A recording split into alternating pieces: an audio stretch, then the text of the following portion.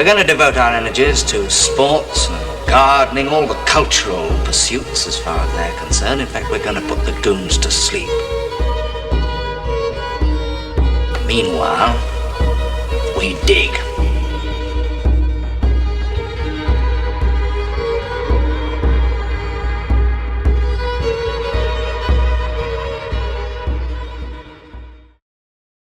Greetings and welcome to the Anadrome. This is Byrne Power coming to you from Tbilisi, Georgia.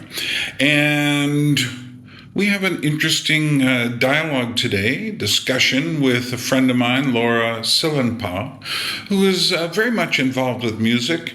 And we're here to discuss AI song creation, which is fantastic and frightening all at once. And we're going to talk about many different aspects of this. So I think you're going to find it amazing.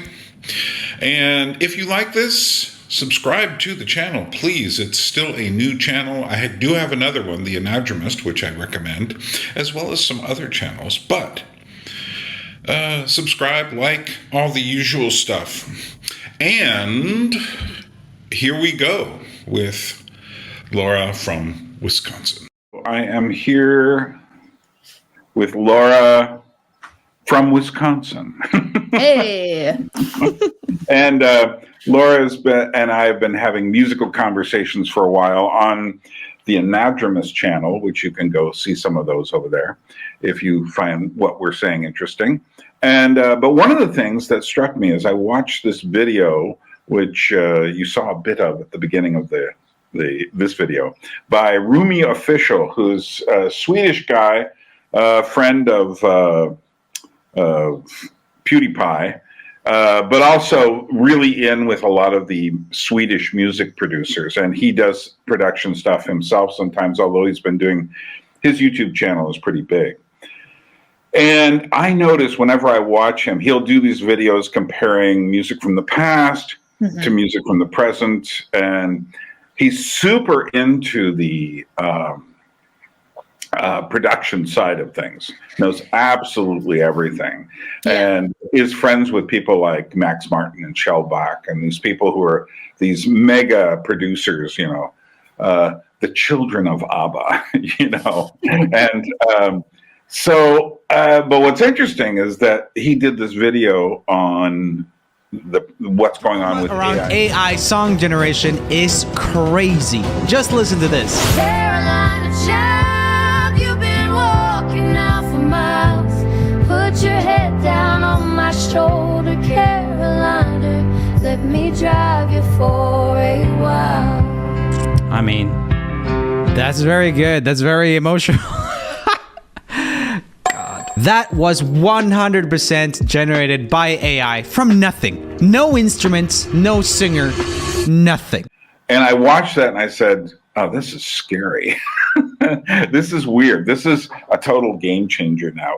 Suno is currently more a fun way to create an original birthday song for your friend rather than a fully blown robot musician. However, I don't think this is going to last for long, this stage. Again, this is moving super, super fast. And it's hard to imagine a future where this type of model doesn't generate a really good, indistinguishable AI-based song. What was your impression of that video?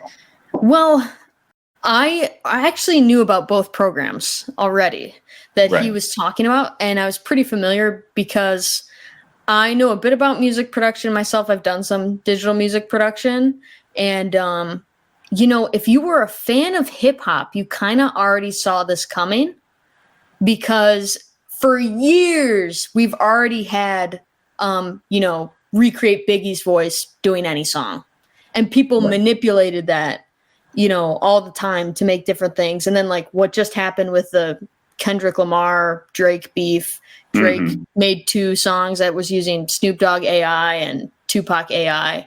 And so none of it was surprising, I would say, to me, but it was so interesting to listen to those creating these tools, acting as if this is totally going to be great for music and great for musicians. And trust me, guys, we're not trying to kill the art. That was probably the most interesting part of the video, going through the article when he's like, you know, reading little sections about them saying, we promise we're not doing anything bad, guys. Right. Well, and they're saying they're not training on famous people's voices, to which I'm going, right. Yeah, sure. So there's a whole site, I don't remember the name of it, but I've used it. I created a video on my Lacrimatorium site of Billie Eilish singing Plastique Bertrand's Ça plane pour moi in French, Billie Eilish. Yeah, and I did it on purpose, just to tell people, hey, this is you know, look at this.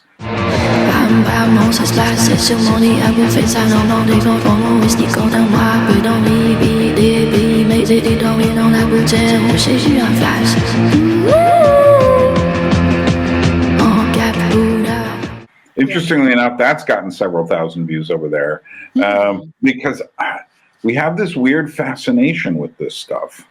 And yeah, we like to play a little too much. We do.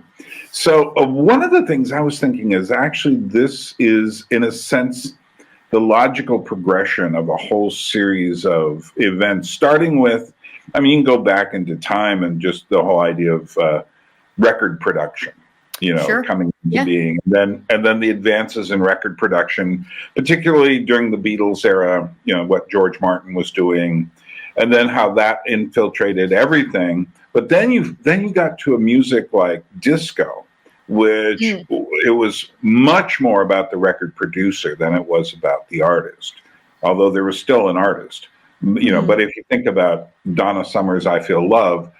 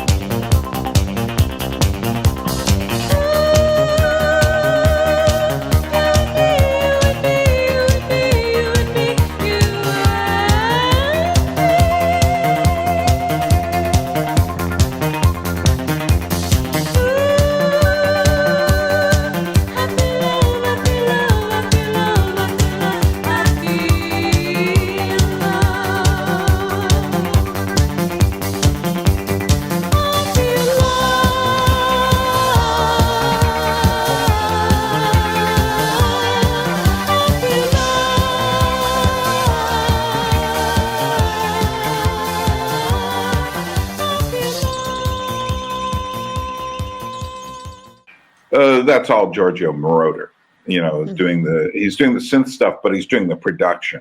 And eventually that turns into, you know, the house music and then the techno and rave stuff. Simultaneously, you've got this thing going on in rap music. And I was in New York as these things were changing, and some of my friends were involved with these things. And I remember going to a club and just watching, you know, people just doing turntable stuff. I saw Grandmaster Flash and the Furious Five doing that. Yeah, it was before a Clash concert, and people in the audience were throwing cups at them. Oh man! The first phase of break mixing I will show you is called the punch phase, where I will take the foot from the 4 bars of Billie Jean and just fake it in as such.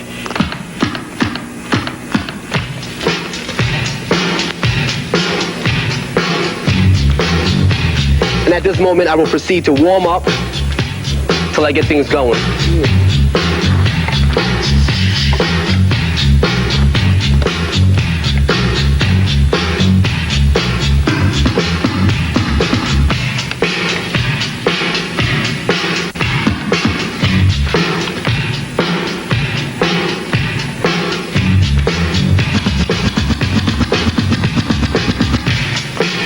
Right there, that's what we call scratch phase.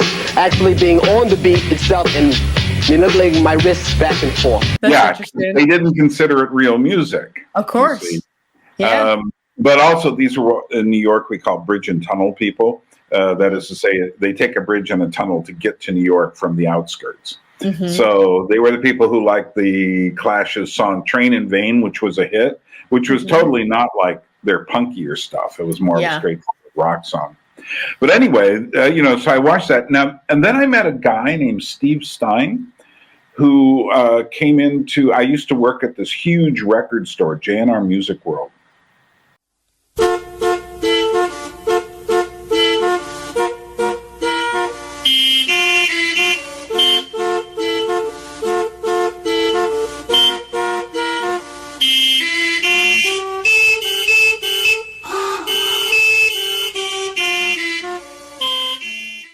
And I was in charge of buying lots of records there. So I would order all this stuff, thousands of records, literally. That's how big the store was.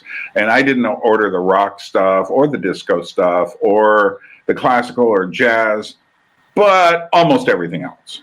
So country, reggae, international, heavy metal, punk, whatever, hardcore punk.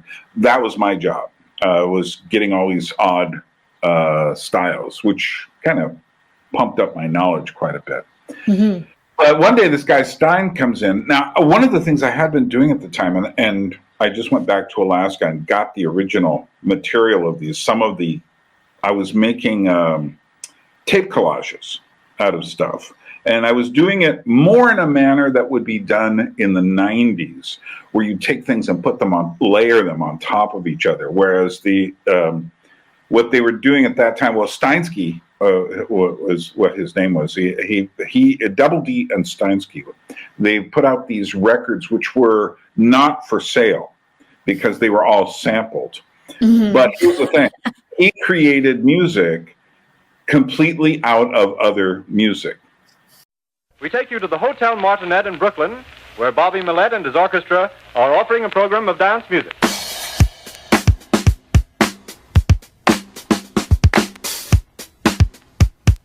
Lesson 2. I'd like to know, are you really ready for some super dynamite soul?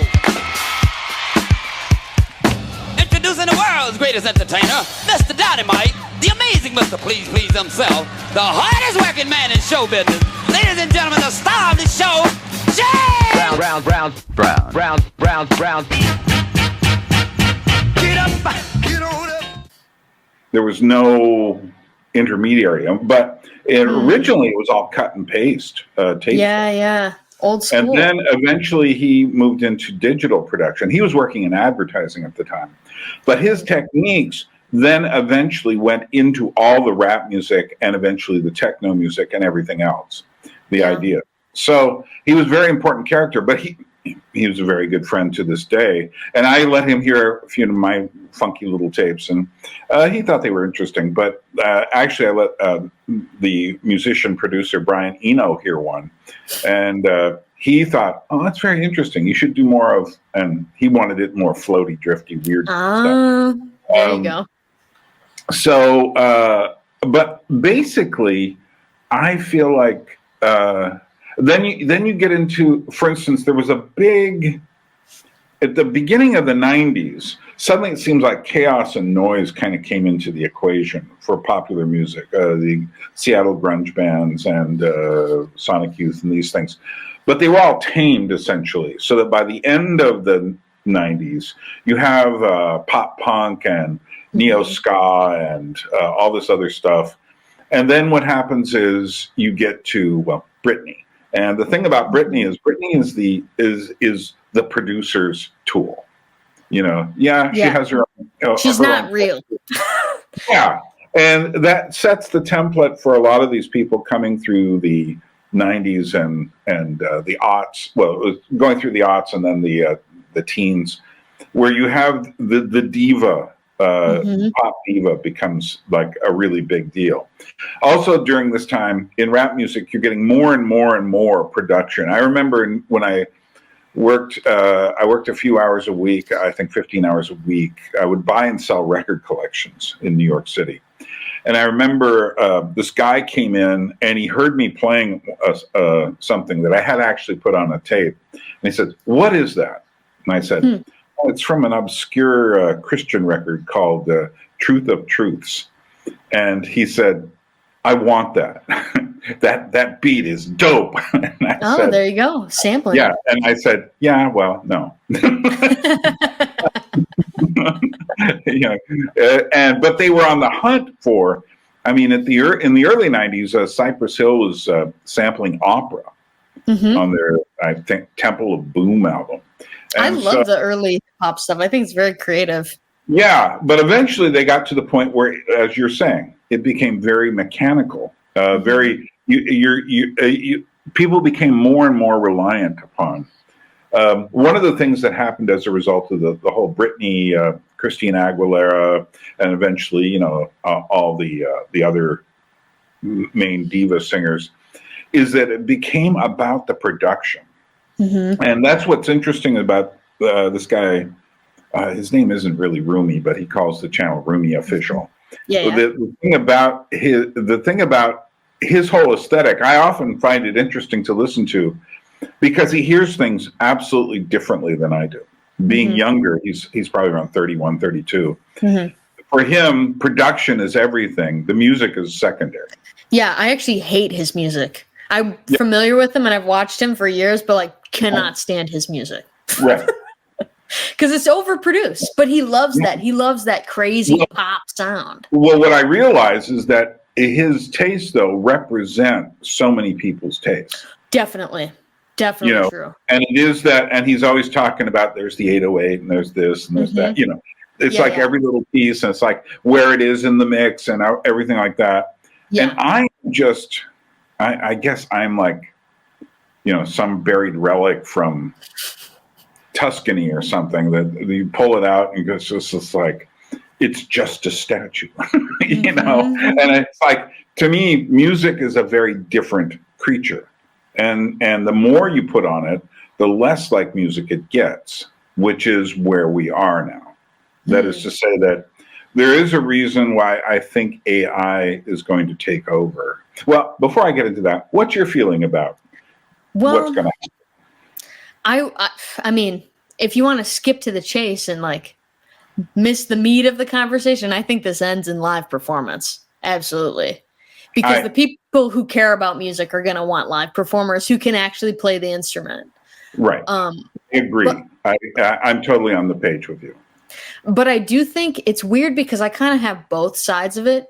Kind of, growing up listening to a lot of electronic digitally produced music, I think it's changed because the tools have changed, and they're treating this AI thing like it is a new tool, which it will be, but the thin line of tool and replacement is definitely where Roomie's teetering throughout that whole video about is this really a tool? I mean, people are going to use it as a tool. They are right now, but at the end of the day, that's going to replace people's jobs for sure in terms of commercials, in terms of movie soundtracks, stuff like that. Totally. Because no one cares about the art aspect anymore. It's just about content. It's like the same thing with the internet. We keep using these terms content creator and, I don't know, just posting shit all the time instead of taking the time to make the art. Right. So I think radio play will absolutely be consumed by this thing. But I don't know. I see how it could be used in a cool way, because there has been, throughout my young adult life, I've seen the obsession of glitch pop and hyper pop and these super computerized songs that are very meticulous. How someone, figured it out. It's almost like there's a programmer writing the song as opposed to a musician. Hey, you little piss baby, you think you're so fucking cool, huh? You think you're so fucking tough? You talk a lot of big game for someone with such a small truck. Oh, look at those arms. Your arms look so fucking cute. Everybody has a MIDI keyboard. Nobody can play the piano. Right. And so I think that's probably headed in this direction. So the people who are really good at editing, creatives who know their Photoshop inside and out, or Premiere, or whatever the program is. In music, it's probably a bunch of Ableton and Fruity Loops people.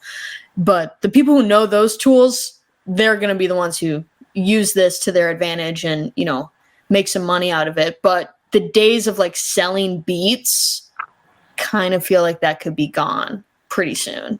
Yeah, well, I think the first hit is going to be all commercial music. And by commercial, I don't just mean pop music, but we'll get to that. But commercial, like, you know, backing tracks. Yes, yeah, for television and... Yeah, television. I don't think Hans Zimmer is out of a job yet, because Hans Zimmer is quite a, you know, his music has a distinctive quality. Definitely. If I were doing a low budget horror film and couldn't afford a serious composer, I would seriously think about, you know, using something like this. Well, it's just replacing royalty-free libraries. Yeah, like that's a really easy replacement to make. Yeah, yeah, you know? And no one's going to miss it.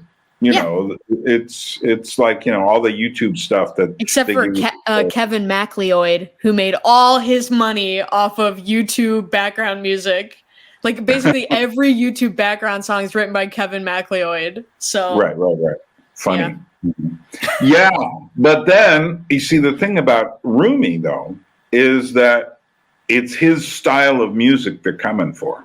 It's that that's real. probably why he's worried. I mean, when you listen to a lot of the samples that he gives, you're sitting there going like, well, this is all basically in one way or another post-disco stuff. That is to say, I'm sure the Taylor Swift lawyers are out there circling this stuff like a hawk. But one of the things is Taylor Swift can actually be imitated. And the reason is because there is a similarity within her music that, you know, I mean, everyone knows about her 4-chord progression. And she's very distinctive. Exactly. And she has a certain kind of a style. As opposed to try to imagine someone doing what the Beatles did with their stylistic changes and just the music changes. Actually, Rick Beato today just had a video, I think it came out yesterday, where he talked about, someone was saying Taylor Swift is now has become bigger than the Beatles, and he pulls apart this argument and talks about, you know, first of all, and he just goes through chord changes that the Beatles use. It's like, wait, how old is the person who's making that argument about Taylor Swift? Well, this was actually like in New York Times or something. Really?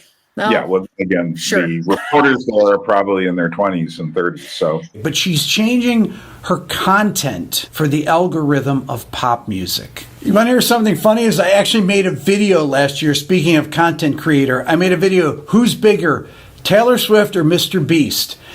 And that's when I realized Taylor Swift is just like Mr. Beast. The biggest, the most of everything.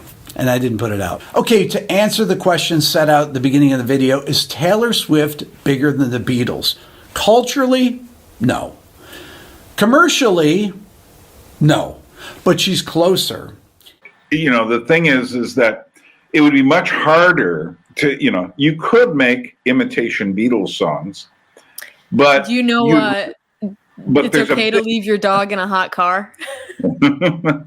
There's a Beatles song. It's okay to leave your dog in a hot car. It's really good. That's really good. What period does it sound like? Early. It's like Help. It's like yeah. See, that period would be the easiest to replicate. Yeah, because it's all basically you know, 4-chord pop songs for the most part. You know, and it isn't until they start really mutating that it becomes more difficult to do that. But not that people won't, because you just put in, you know, make it sound a bit like Strawberry Fields meets Here Comes the Sun or something. And, you know, but maybe, you know, so, but I think when I look at the way people consume music now, and whether it's just background in a store, just kind of endless dance music in a club, you know, just kind of like, I have friends who just listen to video game soundtracks. Sure. Yeah. younger friends, because it's mood music. You're not really paying attention to what it is, you know. Well, it depends on how you listen or who you are.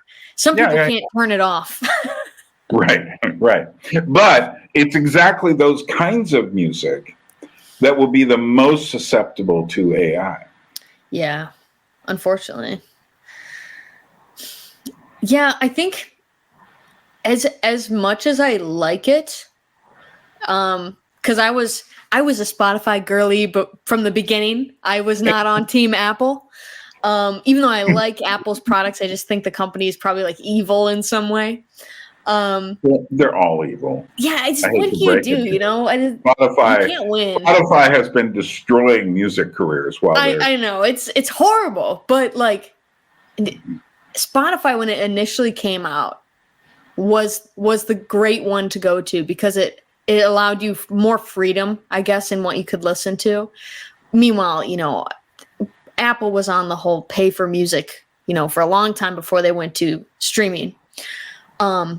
But now it's like, have you ever seen the videos that Roomie, I think Roomie's done these, but other people have on YouTube, where they have a bunch of producers in a room and then they play a file and it's an instrument playing and they say, was that a recording of a real instrument or is that a library sound effect? No, I haven't seen those specifically, but I can imagine it. So they do these competitions and they say, was that real or not? And of course, like 50% of the time, they're totally wrong.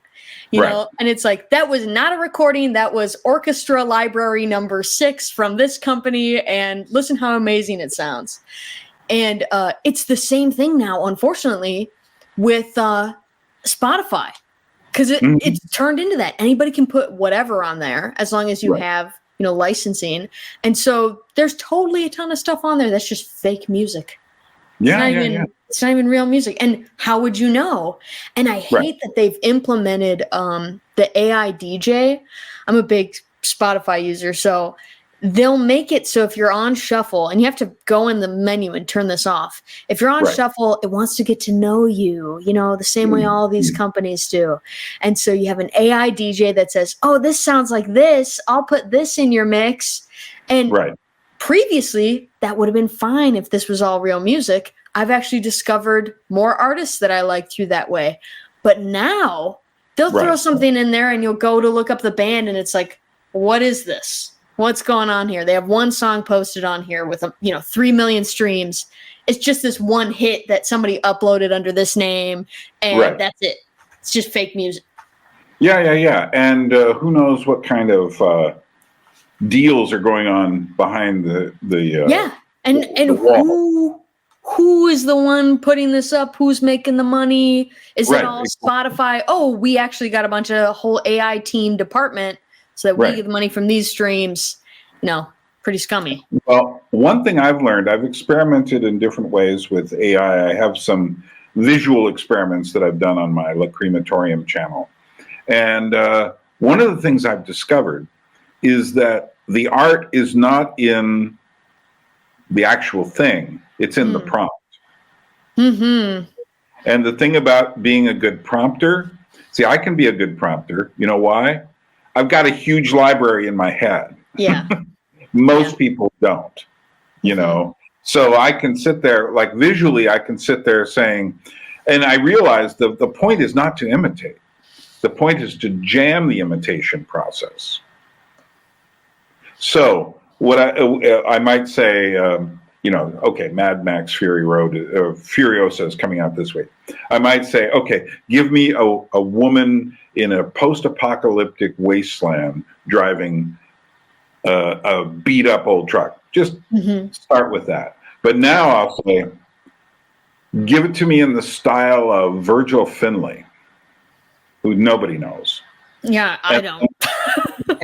And then I'll say, and then I'll run it through a 1920s photo filter. So what I've done is just jam this thing up with contradictory. Virgil Finlay did these really weird line drawings of pulp magazines. I happen to have a large library of illustrators in my head. I can go back to before the Renaissance, and I can, I am pretty good. I know a lot of comic book history, a lot of illustration history, a lot of painting, a lot of different styles. So I can jam it up. And the point is not to imitate. I don't want to see a Virgil Finlay. They're interesting line drawings, but I don't want to see that. I want to jam it up. So, if you really want to jam it up, it's like, you know who H.R. Giger is? I feel like I know the name, but nothing comes to mind. He designed the original Alien. Okay. All right. Okay. So big head, black eyes. His actual art is quite disturbing with these creatures and stuff. So, and I've done this. Give me a girl looking at her computer. I was doing this for a certain thing because I was trying to say, okay, can I make it seem like this girl is being taken over by her computer? So I said, give me a girl looking at her computer in the style of H.R. Giger, all in pink. Okay. With hearts. So I've got the most frightening monster. Yeah. But you see what I'm doing is I am absolutely taking it and going, yeah, because that's what makes it work. David Bowie once said this, talking about music with Brian Eno when they were making the Berlin trilogy. He said the producer was Tony Visconti, and they had one of these early kinds of synthesizers. And he said the first thing we would do is take the manual and throw it away. This is programmed by engineers. They know nothing about music. Throw it away. And now, let's try to get some sounds out of this. What do you know, and I found that was the most interesting aspect of the new music that we were doing at that time, was actually working with synthesizers, but throwing the manuals away, so that we had no idea how the damn things worked. And it was the mistakes that they made that we found more interesting than the stuff that they were supposed... Because these things are programmed by high-tech buffs who really don't have any sensibility of what can be done musically, so they put in the stuff that they believe musicians would want to use. And that's the stuff that you really don't want to hear, because it's like fake strings and things like that. So if you get the wrong circuits going, you get all these crackles and farts coming out of these things. I mean, it just produces the most extraordinary sounds and different range of textures. Yeah. And the point of that is that the sounds you're going to get just tooling around are going to be much more interesting than anything that, like the programmed violins at the time, if you can imagine those. Definitely. Yeah. Are going to sound terrifyingly bad. Although now they might have an interesting retro value. Sure. But he said basically you want the kind of farts and squeaks and squawks that it gives you, because that's something you can use to make something original. Sure. Whereas the bad imitation trombone is not. Well, yeah, definitely. And I think those unique sounds can define somebody's style. I won't get into this too much because he's quite a character, but I would consider myself somewhat of a Kanye West historian. I know way too much about him. I'm sorry, but go ahead. but he has such a distinct style that you can hear it if you're listening to hip hop, different artists, because he's produced a lot of artists. You'll hear a beat the same way Pharrell kind of has like his signature 4 count at the beginning of the song. Right. That's his thing. Kanye has that, and it's just the tools he uses. Right. If for whatever means, it just feels like him. I don't know what else to say it other than that. But he has the same sort of philosophy where you're talking about jamming this thing, and he will take the most obscure thing. Like there is a huge song that he had in 2016 is called Ultralight Beam. And it opens with the sound of this child who's like rebuking the devil. And you're trying to understand what's going on here. And she's kind of like, messing up her words. She's little. She's got to be like 3 years old or something. And everybody wondered, where did he get this? Where did this sound come from? And this was just some random woman's Instagram where she had taken a video of her child, like crying out in the spirit in the back of a car. And it's that kind of thing, like taking the unexpected thing that then becomes this massive, huge thing. Like that intro is so signature. Ask anybody from my generation, you know, they hear the beginning of that, they know that song. And in that moment in time, you know, when that sound was originally being made, that little girl was doing that thing. I mean, it existed in like a different space. You take this thing and you just completely, I don't know. I guess you steal it. Yeah. In the Roomie video, did you hear that one choral piece that was used? Yes. And I know you work with choirs, so what did you think of that? It's never been more than it is right now. It was so over, so over, but now it's so. I will say, so this is funny. Actually, I wrote a note down when it came to that part. The choir was too perfect. That's a problem. The choir can't be too perfect. And when I was in one of my big choirs in high school, our director made a point to say, you know, because people would there's tensions always amongst students. You're singing this part wrong and blah, blah, blah, whatever. And he would say, no, there's a purpose sometimes to having the quirks, to having not everybody there all at once, but then it comes together later in the song. Or maybe we went a little flat on that line, but it sounded real. It sounded human to us. And this is the choir thing in terms of AI, same way as the tempo thing, which I think we've probably talked about before, the way that tempo in electronic music is so steady. You know, it's 120 beats. It's perfect. That's not the way that music actually works. That choir, it sounds unnatural. It sounds like a sample of a choir that's been chopped up. If you're familiar with real choir recordings, but if you're not, then people get you, you know. An auto-tune choir. Oh yeah, absolutely. I mean, a choir actually probably sounds better when they're not in pitch. Like the whole point is that they're not in pitch. Right.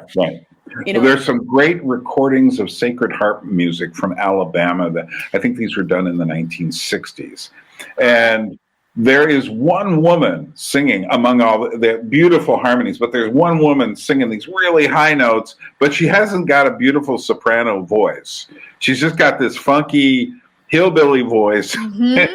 And it's like, you know, and it sticks out like a sore thumb. Yeah, but I've got an awful Sacred Heart record, like an actual LP. It's horrible. I mean, in terms of how the people are singing, like what we would want them to sound like. But they're doing their thing, you know? Yeah, well, one of the big issues, one of the things that came before the AI issue was the auto-tune issue. And, you know, the fact that, Roomie did this whole thing where he went back and looked at singers from the past who have all these wobbles in their voice. He uses the phrase they're a bit pitchy, you know, because oh my gosh, and Roomie can't sing like that. Come on, Roomie. Yeah. Well, the thing is, though, it is the imperfections that come along with the music. And I think one of the things we talked about before is before phonograph records, orchestras and they didn't have the kind of calibrated pitch or rhythm that we now know. They became they had to become more and more perfect to match recordings. And they had, and just like the rhythm, one of the first ways in which music was commercialized was, you know, phonograph records became really big in the 1920s. And so a lot of jazz was there. But if you listen to Louis Armstrong or Sidney Bechet and all these early jazz people and their rhythm, it's kind of got this loping rhythm that's not super precise. But then you come to swing music in the 1930s. And this is the first time where you really start to get this mechanical. I look at swing as the proto-disco. Really? You know, in the sense that it's got this much more harder, stronger, but just simple, like maniacal beat. And then it's the riffs are kind of chopped up more so that they're you can hear them, you know, da da da do do do da da da. And it was Artie Shaw who was one of the great band leaders of the swing era, who walked away from music because he says he was already complaining about losing its soul at that time. And what came almost immediately after that era was the really slow, sweet, big band music, which we would call easy listening, which was a variation on, there's a whole series of these styles. So easy listening is an early one, but then you get to new age music. Now you just have, synthesizer swells going on in the background. Pads in the background. Yeah, a video game or something. It's just sustained. Yeah. 10-hour-long YouTube videos of just like someone holding a chord. Yeah, exactly. Well, it's some of the soundtracks for video games are really like the easy listening music of Gen Z. Yeah, that's fair. Yeah, it's just. Well, do you know about lo-fi beats to chill and study to, Byrne? Tell me, I'm missing a section so of lo-fi is like a chill hip hop beat, and there's a ongoing channel. Not so lo-fi, but go ahead. yeah. Well, people don't know what lo-fi means anyway. So there's these live streams on YouTube. This really started with this one, and it's like a GIF, so a moving little cartoon image of this girl like doing her homework at a desk, and it just says lo-fi beats to chill, study, and relax to, and it just runs all day long, and it's just various chill. It's almost like smooth jazz for our generation or something. Yeah, and people just turn it on in the background and like do their homework. Bed jazz for the Gen Z. But the interesting thing is, bed jazz used to mean the jazz, smooth jazz, commercial jazz you'd use for sex. Now it means the stuff you use when you're just kind of like, you don't. it's just for like random. Yeah, it's just hanging out. Like friends come over, you're like, let me turn this on our YouTube TV. Exactly. You know, it's so funny. In my town here, I literally have taken a walk at night and seen that that live stream. It's usually like a 10-hour thing, or sometimes just it keeps going on someone's TV in their living room through their window. And I'm like, what age am I living in? Like, this is crazy. I know. Well, let's discuss what are some of the pieces in that video that stuck out to you?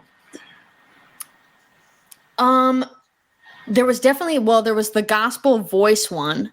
What was she singing? So she was let's singing discuss that one. That's the one. I'll play a little of it right here.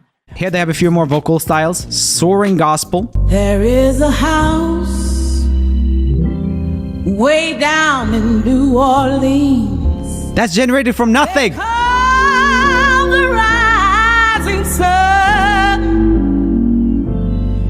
and it's been the ruin of many a poor boy. That's a sick voice. If I didn't know that was AI, I'd just be like, oh, that's a sick singer.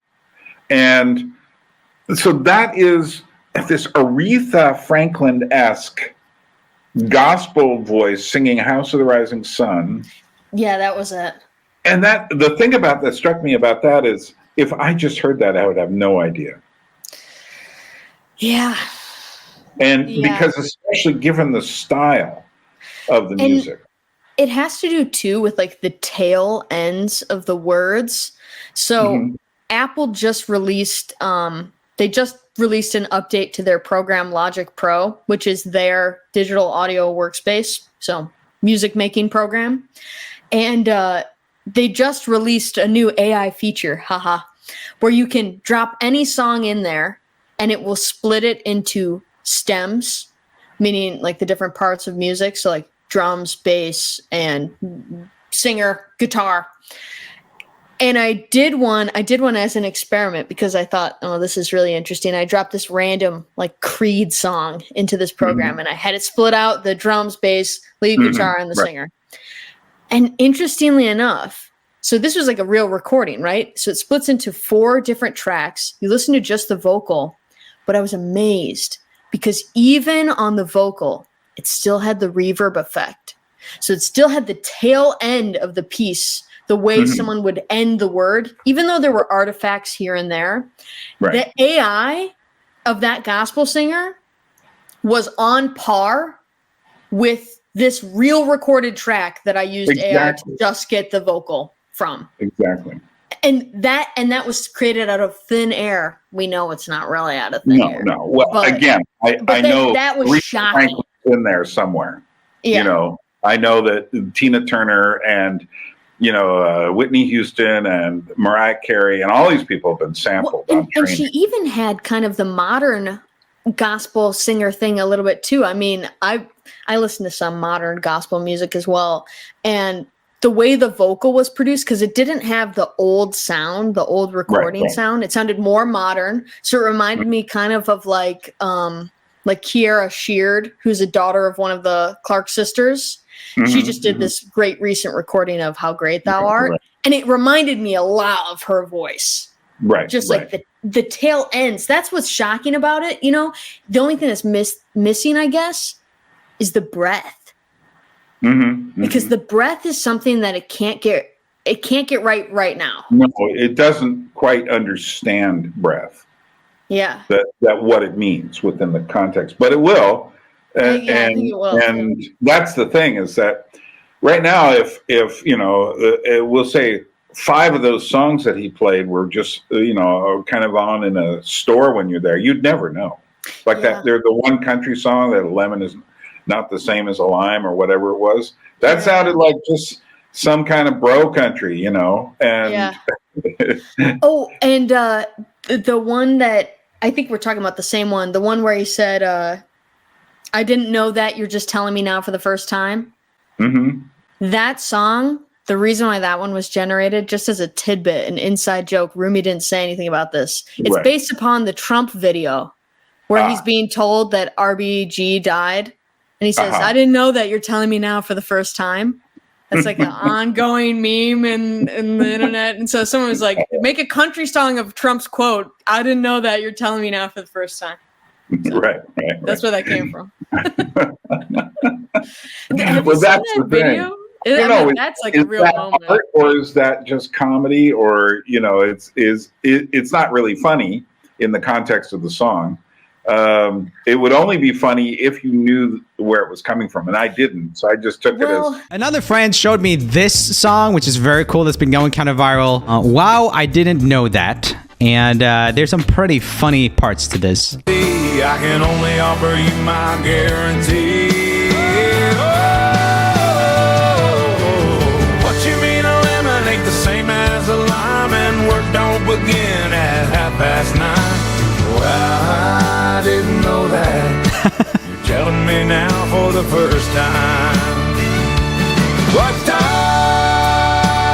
I mean, that's good. I mean, it's so crazy. Come on. That's unbelievable.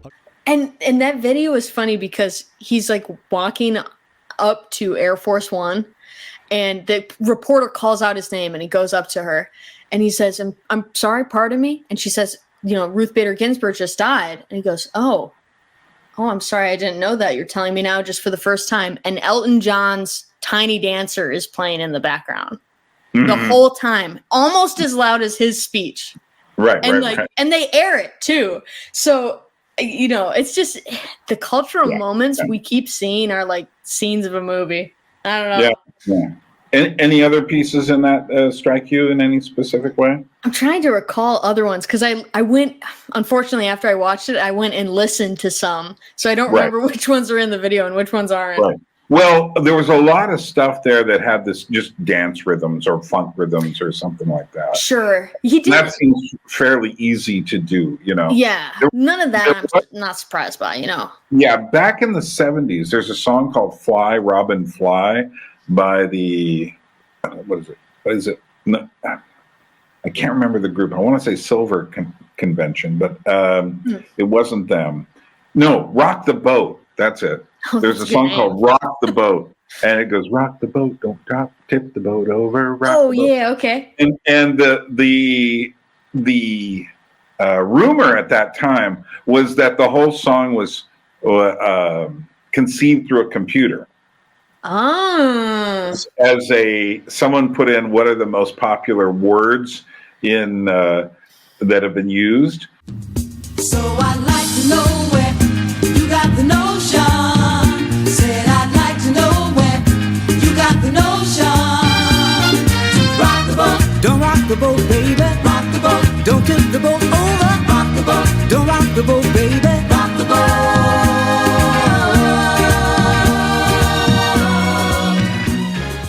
But now we're at the point where literally that is what we're saying. That the song is conceived by a computer. Yeah. And well, I do think that AI music, for all commercial purposes, including dance music, including pop charts, I think in a way someone like Taylor Swift is at the end of the line. You know, will there be other huge performers like her in the future? Is she, you know, I mean, there's other people are going to see, like Olivia Rodrigo or Drake or Billie Eilish or, you know, all these but who's new? I guess that's the fight, right? Who could come out of this? Yeah. You know, when will they generate a completely synthetic artist? Well, don't they already have that in Japan? What's the cartoon girl? I mean, the gorillas, but that's kind of a side thing. What's her name? Like Hatsumi Miko or something?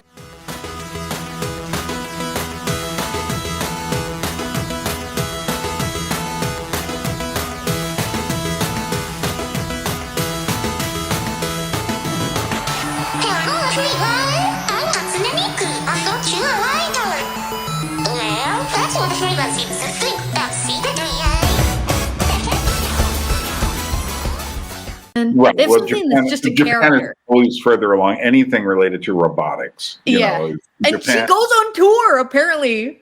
You know, it's like they load up the holograms or whatever. You know, it's just a bunch of tech guys rolling in for every show. What's funny is if you go back to the late '80s, there was a group called Milli Vanilli. Okay. And the image on the cover was these two guys, African American, long dreads, but really stylish guys. Yeah. And they would go around touring, and they had a band and everything. And then one day, the recording quit in the middle of the performance, and everyone realized that they were complete fakes. Absolutely. These guys didn't do any of the music. Yeah. But now, today, that is, you know, how many performers sing with backing tracks, and you know, it's very strange. So this is kind of where it's funny because this like slightly relates to my job, though I won't get into it too much. But that's a field we are really involved in, like live music, big show production, and it is interesting because there's a lot of fail safes in place, right, for those big level shows like Super Bowl. You know, there's a lot of fail safes in place in case things go down. But if they do go down and the fail safes don't save them, show's over. Yeah. That's why I think, I mean, at the end of the day, I don't think it can end in arena shows. I don't think it can end in arena shows unless the crowd is singing. Right. Well, here's the thing. Well, yeah. Well, that's the thing about Taylor Swift. She is so good at getting people, like I saw a video a few days ago of her singing some recent stuff. It was a short clips video of her recent concert tours in Sweden. Okay. And what's amazing is, well, for one thing, they actually beat the record for having the most sold out shows there. And she had never performed there before, and she was really surprised by how popular she was there. But secondly, everyone was singing along with all the songs off the new album. Wow. I mean, the new album's been out for less than a month. Yeah. So baby, you gotta fake it till you make it. And I did it, I just can't prevent your smile. It's the letters for miles. He said he loved me all time. That time was quite short. Breaking down, I hit the floor. All the pieces of me shattered as the crowd was chanting. Oh, I was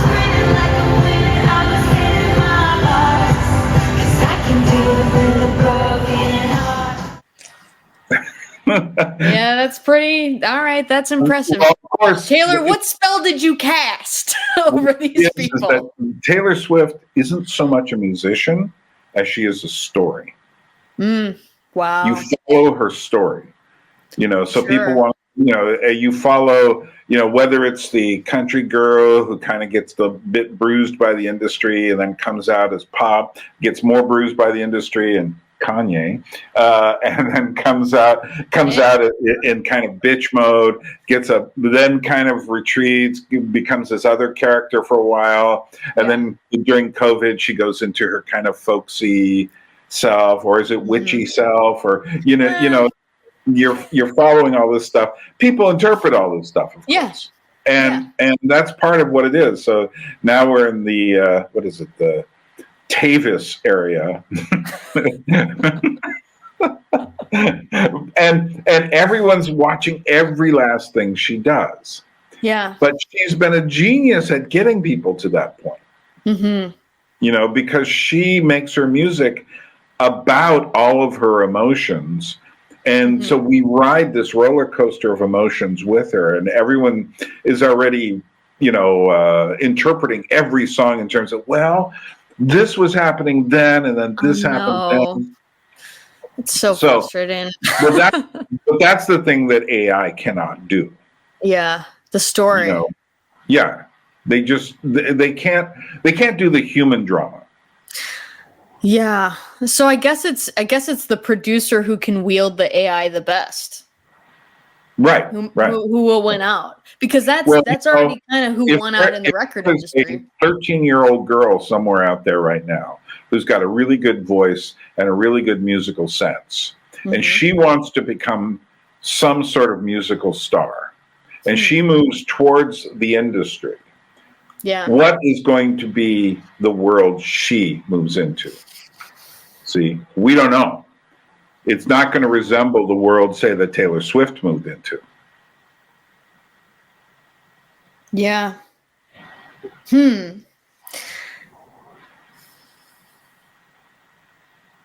I don't know. See, when I think about just how quickly everything has accelerated, it just makes me think that there's going to be a crash.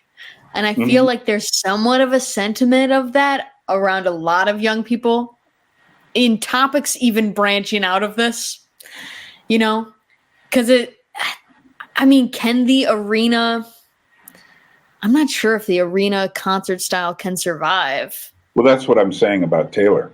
Yeah, I know. She's like the last of a species of dinosaurs in a sense. She is, she's the T-Rex at the end of the line of all the different billions of years of evolution of dinosaurs.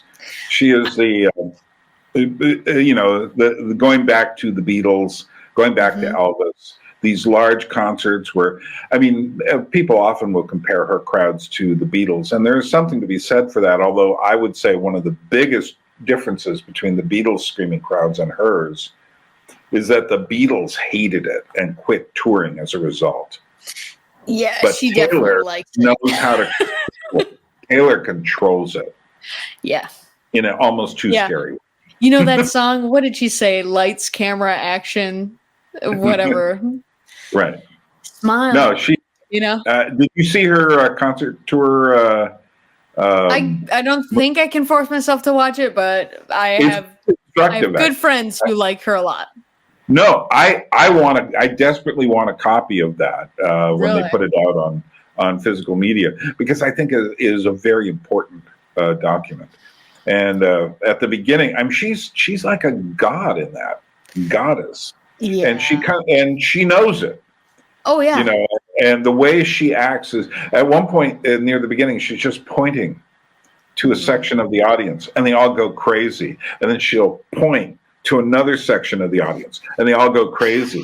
It's just Jackson status. Yeah. But in a way, who can stand there in silence at the Super Bowl? She's much more in control than he is. He was subject to forces beyond his control within himself as well, where she comes off as much more self-possessed. Sure. And my prediction, this has nothing to do with the AI discussion. That's okay. But my prediction is 10, 15 years from now, she'll be running for president. Yeah, I can see it. You know, because, we had Ronald Reagan was an actor. Donald Trump was a who knows what. And, you know, he was kind of reality. They often say reality star Donald Trump, like he never did anything in real estate. Yeah. But here's the question, and you mentioned this a while ago, and this will be a good place to kind of wrap our whole discussion up on. Okay. Live music.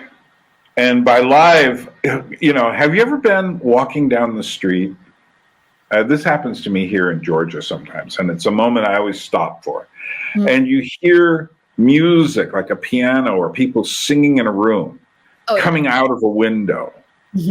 And there's something about it, and it doesn't take you 5 seconds to realize these are actual human beings making it, not a recording. Yeah. You know, to me, the question is, what is music? And for instance, we know that, you know, if you take the notes on a piano and you hit that major C, and it has all these overtones in it. Now, the problem is in digital production, it doesn't know what to do with all those overtones. It gives us an approximation, but it's not the same thing. You can tell instantly when you're in the room with a piano versus when you're listening to a recording of a piano. We don't know how we know, but we know. Presence. It's the presence, but it's the overtones as well. Sure. That's to say, it is the fact that for whatever reason, one of the interesting things is we recognize this relationship with notes. Yeah. So that we recognize a third and a fifth and a ninth and whatnot. We recognize this. To our knowledge, no other animal recognizes it the way we do. Birds are throwing away notes all the time, but they're not sitting there going, you're a little flat on that tweet, you know? Yeah. And, you know, and dogs hear evidently very well. And yet at the same time, when you're watching your dog as you're playing any kind of music, they don't react. Although there is some anecdotal, and I've tested this myself when I was younger, playing a guitar or a musical instrument around cows, it will attract them. Yeah. They don't know what to do. Horns. Exactly. But they don't know what to do with it. They're not putting their cat on the feet or something. But I think animals can hear that sort of thing, but they don't respond to it as we do in any sort of way. They don't start thinking about dancing. They don't start thinking about stuff. I mean, you can train a dog to do that. You can train animals to respond, to imitate a certain kind of movement, but that's all they're doing. So, but we respond to the different elements of music in a certain way. So, interestingly enough, there have been these books coming out about, there was the one that came out a few years back, This Is Your Brain on Music. And it's all this scientific stuff about, you know, what different rhythms will do to you, why we hear this and do this.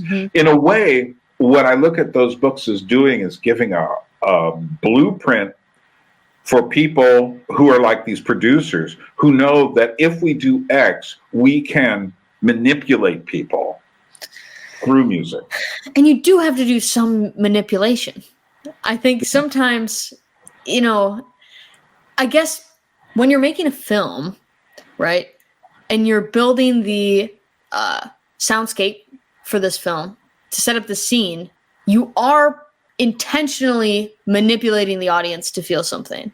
You know, you're setting up the drones in the horror film that lay low in the bottom.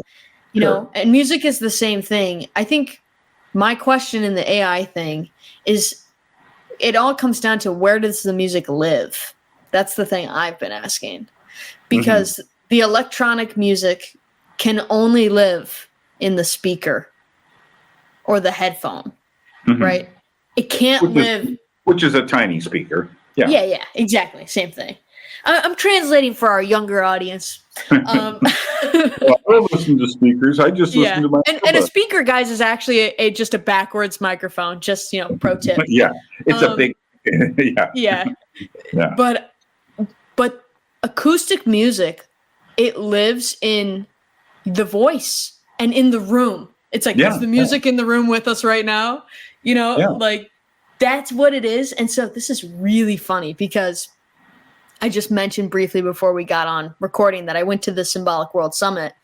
But my one critique of that event was that I wish the music was acoustic. Right. Because that actually bonds people together. That whole thing of like soccer chants. Let me show you something. Go for it. Just watch me. Okay. The room is a bit of a optical illusion. It's much longer than it looks. So if I go back here, but it's not that big a room, right? Oh, okay. So just, okay. So I'm showing you the size of the room so that you get an idea. It's not a tiny room, but it's not a big room either. Sure. Anybody singing music should be able to fill this room with their voice or the sound of the instrument. Absolutely. I have been in folk clubs in New York City that had rooms this size and amplification on acoustic instruments and voice. And part of it is, I think it's almost like an addiction. It's a kind of a thing where we say we need this. I mean, at the same point, I've been in clubs in New York City where they're playing rock music, and the amplification equipment there could easily be used at like a baseball. Literally, yeah. At the same volume. Yeah. Oh my gosh. And you say, what is it? This thing that it does to us that it's like. I mean, it's the same. You've been in churches where someone's speaking through a microphone in a church where everyone should be able to hear this person. You know, this is so funny. I can tell I just hit a sore point. Well, my brother, I wasn't at my the church I grew up at for Easter this year. I was with some other family, and my brother told me that essentially our pastor jump scared everyone by saying Christ is risen, because he was wearing his mic and all the lights are off and we start in the dark and then light it up. And so everyone in their seats jumped when he, yelled through the mic, Christ is risen in the morning on Easter. Yeah. Because he doesn't need the mic that it's super reverberant. Like the whole room just echoes you back, Right. So, yeah. And we've forgotten the idea of acoustics almost. That, some rooms really don't need amplification. This is why I'm such a fan of the organ, because the organ is not the voice, but yet it is the voice. Because each little pipe is a voice. So, shout out, even though I have an electric one back there, so don't worry about that. But well, some of my favorite musical experiences have just been live performances, like in my room. I remember I invited a friend of mine, Deke Dickerson, along with another guy, Barron's Whitfield, to come up to Alaska to play for everyone. And of course, they did a normal concert with amplification and everything. But before that, they were at my house practicing songs.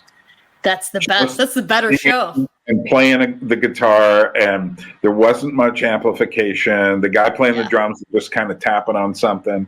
And I was just like, this is it. This is the musical experience. Yeah. And well, you know me, I'm a big fan of puppetry, because puppetry generally is about being in a smaller environment with, physical objects moving around.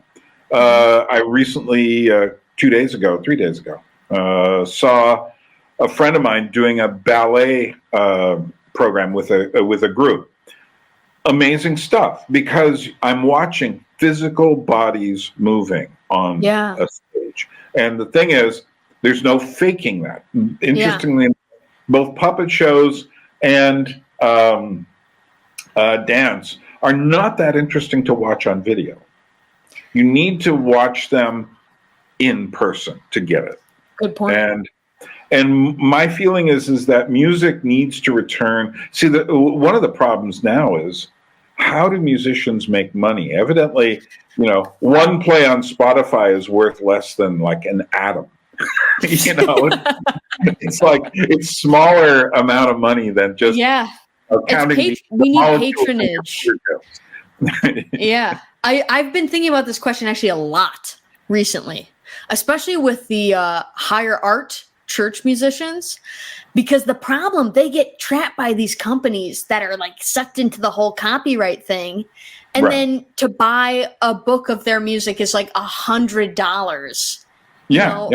When part of me is like, music should be free, like the sheet music. Well, but then how is this person going to get any money? And the answer is they won't unless they sell the books, because we're trapped in this whole like copyright, mess. But I think like patronage is what it has to be. And we see that because that has come back through all these small communities developing through the internet. Now, I don't know if this will die off. My hope is that there will continuously be small groups with like different, you have your traveling fans who care about you as a musician, and that's what it is. If you have 1,000 fans, you can make a living if they're real fans, Yeah, exactly. Yeah, I've often wanted, we'll kind of trail out from here, but I've often wanted a new hymn book, and the hymn book to be predominantly the stuff from the past, from before copyrights, the stuff from folk hymns, Sacred Harp tunes, also gospel songs and stuff, and only a few of songs, because only a few have been written in the last 30 or 40 years that would survive, that don't sound like they need to have been recorded by some really commercial Christian band or something like this. Yeah. But to put it out as just being a hymnal, most of that stuff doesn't cost a lot of money. Like I say, you can buy a couple of tunes, but you don't want the 50 pages of copyright stuff that I certainly have seen in the back of some hymnals. Yeah. And that's just about making money, which is really weird. These are songs to God. Why should anybody be paid money for it? And that the trouble is, would the hymns be preserved if there wasn't some company that formed that did the digging into the history of this and made some of the copyrights? Because I see the other side of the argument too. Right. Because a lot of this stuff, you have to take the time out. I have a very expensive collection of all of the history of all of our hymns that are in our Lutheran service book. It's amazing. It has so much stuff. It's like a personal encyclopedia just about our hymns. Cool. It took so much work to make. Yeah. And, people had to go into study and history, visit different libraries to make sure they were citing things correctly. So I understand those people need to get paid somehow, you know, exactly. And I don't know who's just donating. I don't know who's, we don't seem to have that. Who shouldn't be getting paid are the people who are just simply taking an old hymn, making a new adding a few notes, and just making money off of it. Yeah, the scam. People, that's a scam. And new arrangement, new song. What do they call them? Where you have one song bleeding into another, like a mashup sort of arrangement, bringing pieces together. There is a word for it, but my brain is interpolation. Yeah. Sequence. That's the word. Oh, there you go. And, but it seems to me, and I think if we move forward, this is one of the reasons why I'm putting a lot of money on puppetry in the future, because, but also things like dance, live things, real things. Yeah. And to quote David Bowie, this was from this History of Rock and Roll. It came out in the mid-90s. At the end, he was saying,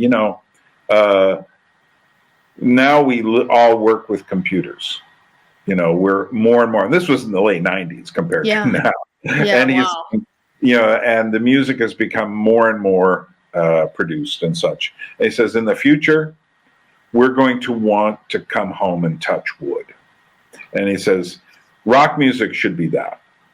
It should be wood, not, we can quibble about that. Yeah, but I'm like, what's the electric guitar? but I think he was talking about the small personal thing. A friend of mine who works in computers and high-tech industry said that for him, he saw a 21st century where people to escape the high concept and the agonizing realization that we no longer understand or control our technology, would want to go home and touch something made of wood. And I think that is kind of the place that rock is taking. Things like grunge for me and Eric Clapton and rap have a small, comfortable feel about them. They are almost tribal. They're things that you can touch. They're made of wood. But the truth is, we, in every environment, we've been invaded by technology, so that after a while, we don't recognize. Just suddenly, it's like how many places. It's like I'm sure you've been or to these churches where you go there, and everyone's looking at the lyrics on a screen. Don't even get me started. Yeah, and you're sitting there going like, and then in some places, that's kind of boring. So they put like maybe running water or a stream behind it or something.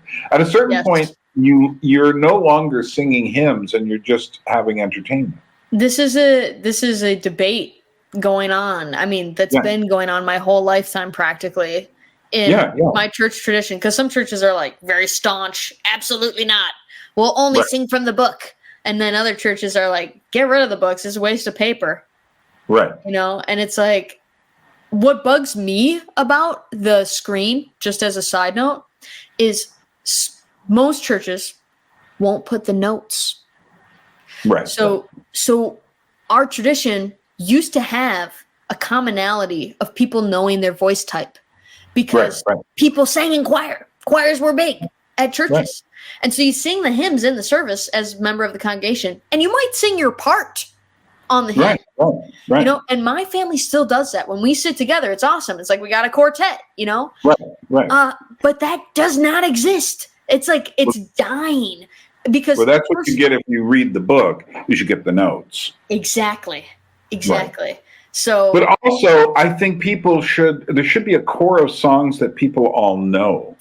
And just use the book for slight reference, but they sing out with it, and that's what this. In a sense, we've dumbed it down by putting everything on the screen, and then of course the kinds of songs. It's even crazier where you have some repetitious song up there that was made. The funny thing is all the praise music. Well, we're getting into the weeds here. Yeah, all the praise music was made because they wanted people simply to be able to sing. And then after a while, it all ends up on a wall. Yeah. And everyone looks at the wall and sings repetitious words over and over. Yeah. And this is where you could argue for liturgy, because if there's liturgy and it's the same every week, everybody's going to memorize all the words. Right. Right. So. Well, so the message here is AI is coming. It's here. It's going to keep coming, and it's going to take over more and more. Yeah. Maybe there's an art form in the prompting. We'll see if anyone can do that. I haven't seen it yet. Suno is ridiculously easy to use, as you just saw. Perhaps worryingly so if you currently make your money from music. And I definitely feel this as well. As some of you may know, I have been thinking a lot about getting back into making more music. I felt like I went into more music commentary for a while. I really miss making music. I love doing it. But seeing these models and how fast they move, I'm kind of unsure if it's a wise business decision to start investing more time into making music, at least the classic way, with like recording all the instruments and all that stuff, because this stuff will be extremely good very soon. And it's not that I think that it necessarily will be much better than music made by musicians, but it's going to flood the markets to the point where I think that it's going to be a lot harder to make money from music on Spotify or anywhere else. Essentially, though, if you want music, you really should support people singing in live context as much as to the degree possible, and not just these big concerts and such, but rather, if there's friends who's a local musician, go watch them, because it's a much more real experience. And music is meant to be something we hear and take part in. And recorded music has done many great things. I obviously love recordings. I have a huge library of records. Yeah. And I would be also the first to admit, unfortunately, back in Alaska, where people would walk into my house and see thousands of recordings, and they would say to me, "Byrne, you have so much music." And I go, like, "That's not my music. That's just recordings." There's a difference between music and a recording, just as there is a difference between anybody watching this. I mean, we're having an experience which is mediated by screens and microphones. But someone coming along and watching this a month or a year from now is just watching a recording. Yeah. And if that's all you have of us, you're missing the real experience. Facts. Yeah. You're not getting us. We don't exist here. Yeah. And I am hoping someday to meet the real Laura in the flesh. Yeah, I hope so as well. I think it would be great. Yeah. I'm hoping to get to Georgia. I mean, it sounds like a great country. It is. And you would love the choirs here. Mm-hmm. So, I bet. Okay. So thank you. And we will talk again. All right. Enjoy live. So, what you think? Did you enjoy the discussion? Glad to have you along. And we'll be back again soon with more of the Anadrome, the place where we go back against the stream, and we will be dealing with music, movies, and other related issues. Thanks for coming along. When I go, I want you to give me 5 minutes. I told you boys I'm no escape artist. For the first time, I like the odds. At the round earth's imagined corners, blow your trumpets, angels, and arise from death, you numberless infinities of souls.